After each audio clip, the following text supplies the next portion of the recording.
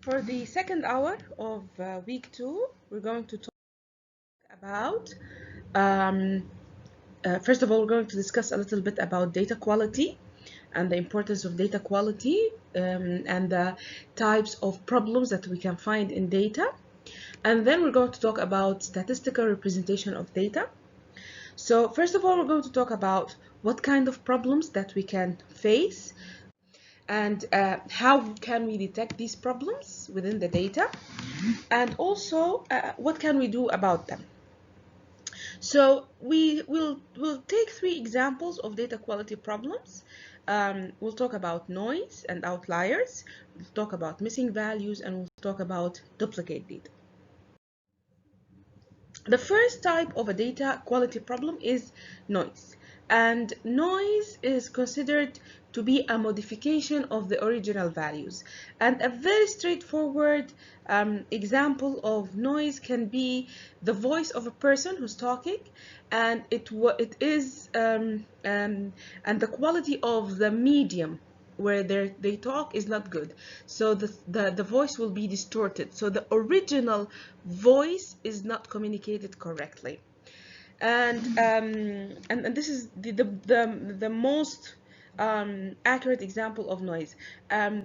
Thinking about it further, noise can be it is a steady change in the original values, because the distortion happens in frequencies. It happens, it repeats itself. It's not, it doesn't happen once, it continues to happen. The second type of data quality problem is the outliers. And outliers, we explained them last week when we introduced data mining. And just to be exact about their definition, that these are data objects with characteristics that are considerably, noticeably different than most of the other data in the data set. Odd values, something that is not even close to any of the other values.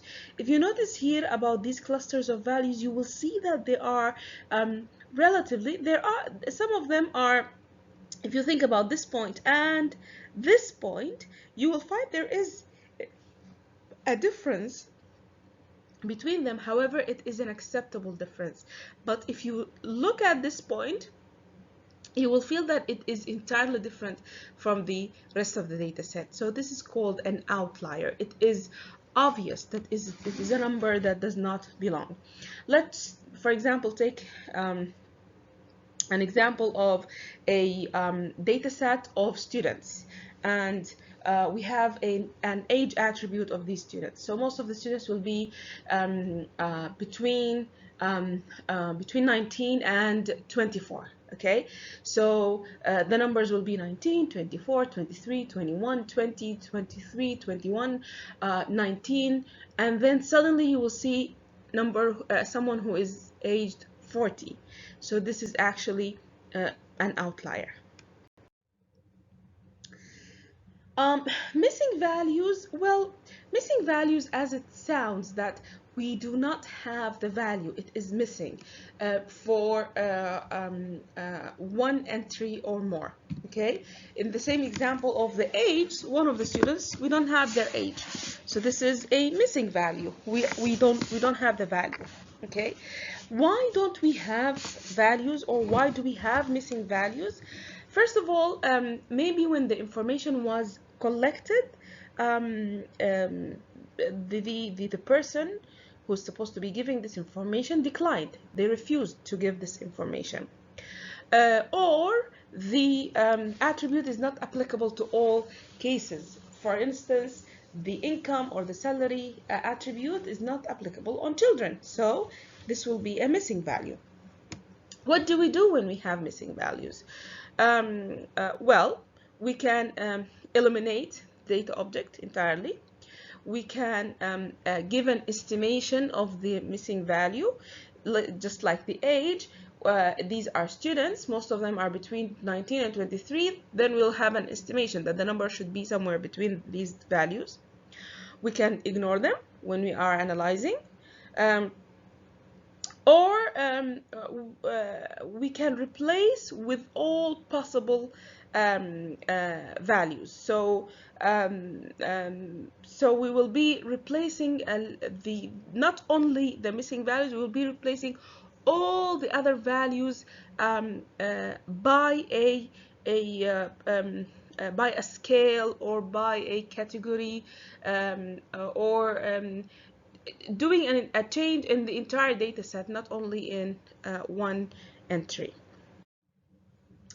Duplicate data, uh, well, this happens all the time, and this means that a data set can have two data objects are with exactly the same attribute values. For instance, we have the same person information entered, but every time it's in different email address. So this is considered a duplicate. Now, usually in order to deal with duplicate data, we conduct data cleaning. Data cleaning is looking for duplicate data and eliminating them or deleting them or dealing with them as it suits us. Now, in order to further understand the data that we're dealing with, we use basic data statistical descriptions in order to understand the data set, in order to have a further knowledge about the data set. That's why we said that data mining and machine learning involves statistical analysis. And basic statistical descriptions are used to identify the properties of data. We want to highlight or find out data that can be considered noise, data that can be considered outliers, based on these basic statistical descriptions. So if you know the minimum and maximum values of a certain attribute, you will easily be able to identify an outlier. We also use measures of central tendency. And measures of central tendency are used to measure the location of the middle value of the data. We call them measures because we have more than one, but maybe the one that we are familiar with is the average or the median. Okay, but we do have other ways of measuring the centrality of data. Okay, we also want to learn about the dispersion of the data. We want to see how data is spread, and we will in that manner we're going to talk about the range, the quartiles, and also the 5-number summary, and we will show also the big box plots showing these 5 numbers of summary, and we're going to also talk about the variance and the standard deviation of data. All of these are measures that we use to evaluate how data is spread out. Let's get started first by the basic statistical descriptions. How can we describe the data? Now, we use the statistical descriptions, the basic descriptions, because they give us a way of understanding the data in terms of numbers and visualizing the data using graphic displays. Okay, and statistical software and graphical data visualization software, they have bar charts, pie charts, line graphs, histograms. All of these ways of describing the data that we have will provide us with summarization and distribution of data. And we are going to talk about some of them today. Now, when we want to measure the central tendency, and we said that these are measures that we use to see the center of data. And I spoke already about the median, or the middle value. The mean, which is the average value. We have the mode, which is the most common value. And we also have the mid-range. And the mid-range is actually the average of the largest and smallest value in the data set. All of these measures are easily calculated in statistical softwares, in Excel, and I'm sure that you already studied about them in your statistics course. So mean, we call it also the average, median, which is the middle value once we arrange the data ascending or descending, and we also have the mode, which is the most recurring value, the value that keeps recurring, and the mid-range is the average between the largest and smallest values in the data set.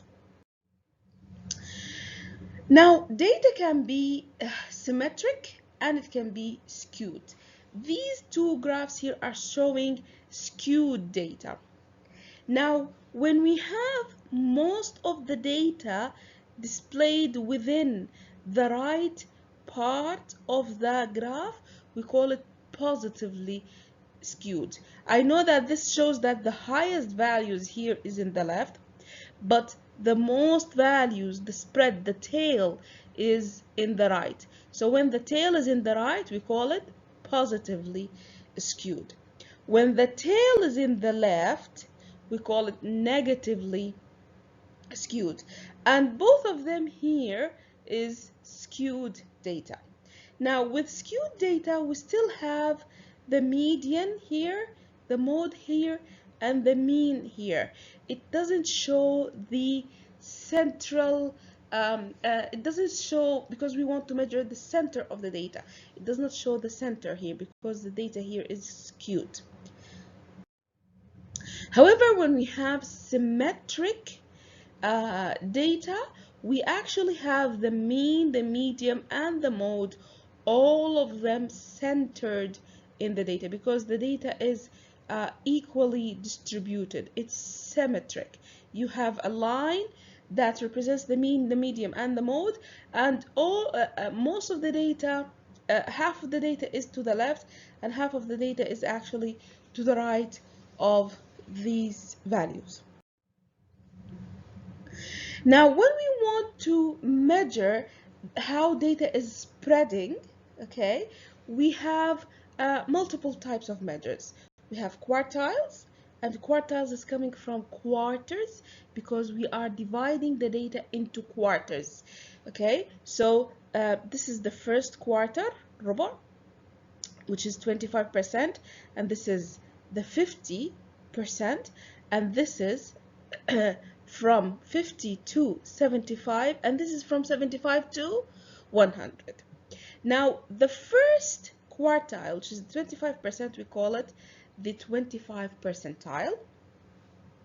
And the second, the third, which is Q3, which is the 27th percentile.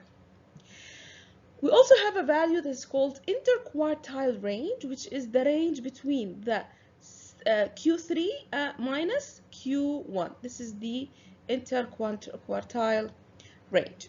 Now, when we want to summarize this data, we have 5-number summary. We have the minimum, which is here. We have the maximum, which is here. We have Q1.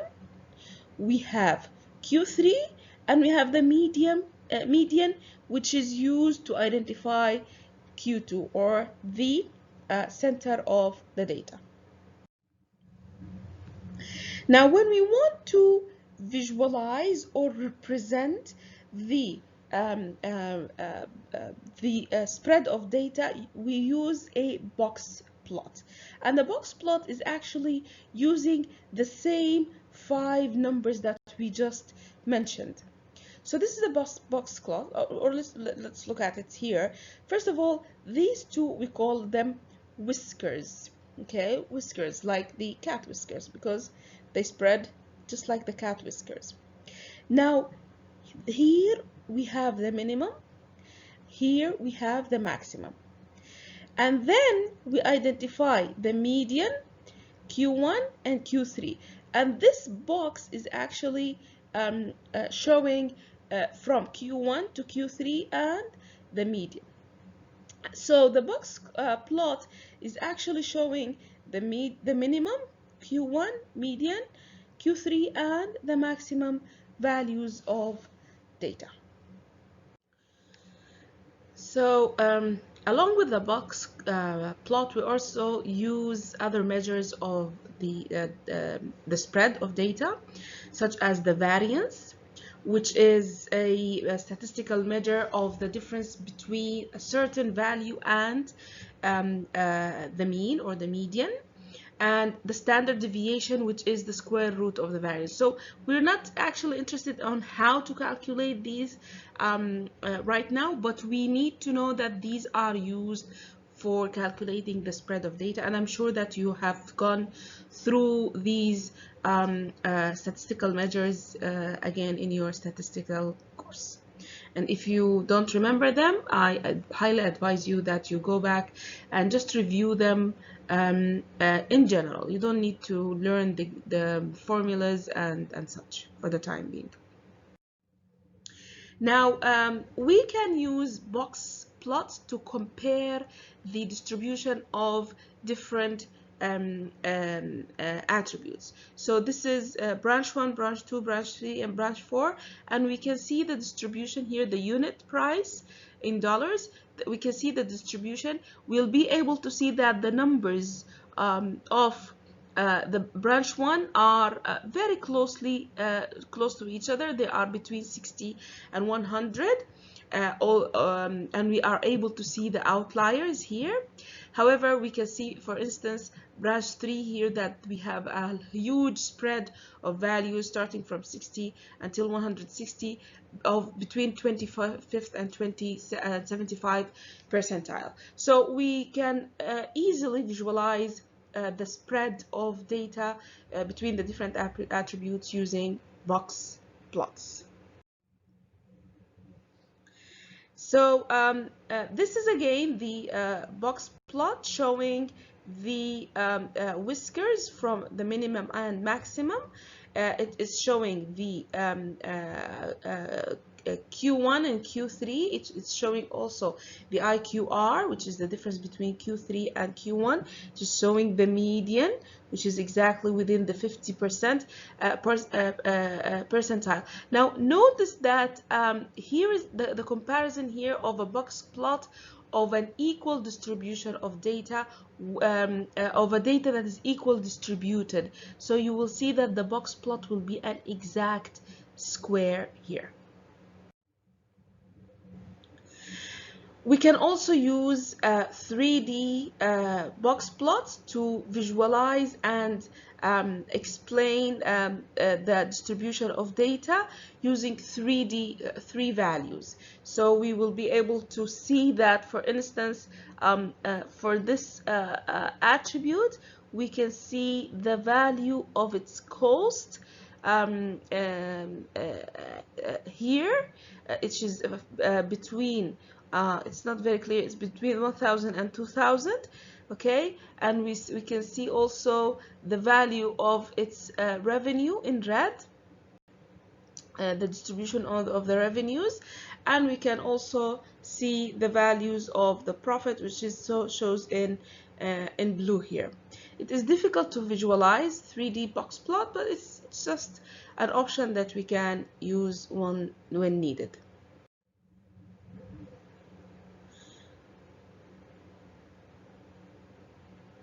So we will stop here, and in next week's lecture, inshallah, we're going to discuss how to graphically display the basic statistical descriptions that we just explained in this lecture.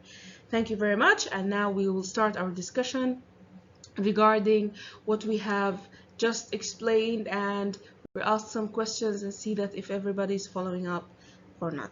Thank you very much.